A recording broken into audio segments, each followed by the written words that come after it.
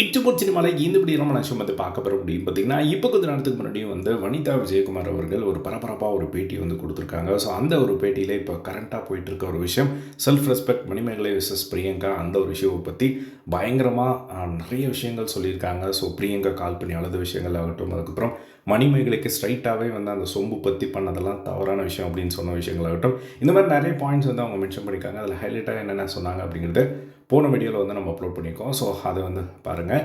இப்போ இந்த வீடியோவில் வந்து பார்த்திங்கன்னா அதே அந்த ஒரு ப்ரெஸ் மீட்டுக்கு முன்னாடி அவங்க வந்து தில்ராஜா அப்படிங்கிற ஒரு படத்தில் நடிச்சிருக்காங்க. ஸோ அந்த படத்தோட லான்ச்சுக்கு தான் வந்து அந்த ட்ரைலர் லான்ச்சுக்கு தான் அவங்க வந்தாங்க. ஸோ அங்கே தான் இந்த ப்ரெஸ் மீட்டு கொடுத்தாங்க.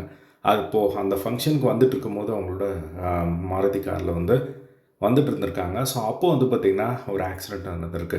ஸோ ஃபர்ஸ்ட்டு வந்தவங்க வந்து இறங்கின உடனே வந்து ஏங்க நீங்கள் வேறு வரும்போதே வந்து ஒரு தலைவலி ஆகிடுச்சு, இங்கே பாருங்கள் டயர்லலாம் பிஞ்சிருக்கு அப்படிங்கிற மாதிரி வந்து அந்த ஒரு டயரை வந்து பார்த்திங்கன்னா அந்த டயருக்கு மேலே இருக்கும் பார்த்திங்களா, அதை வந்து கையில் எடுத்து வந்து காட்டினாங்க.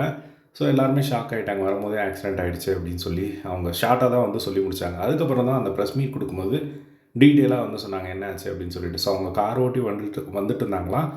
அப்போது வந்து அந்த மீன் பாடி வண்டி வந்து தள்ளிட்டு போயிட்டு இருந்தாங்களாம்.